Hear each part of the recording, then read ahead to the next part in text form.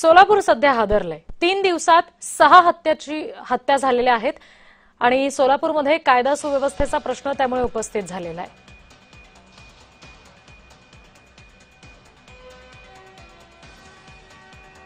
1 मे 2026 रोजी उळे गावात संजय शिंदे यांची गळा चिरून हत्या करण्यात आली। 2 मे 2026 ला वैरागमध्ये आप्पासाहेब कापसे यांची दगडाने ठेचून हत्या झाली।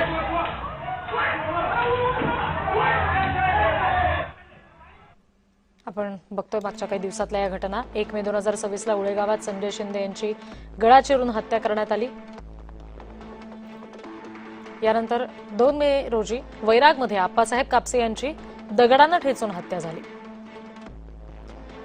याच दिवशी म्हणजे 2 मे रोजी दिराकडून वहिनीसह पुतण्या आणि पुतणीची हत्या करण्यात आली।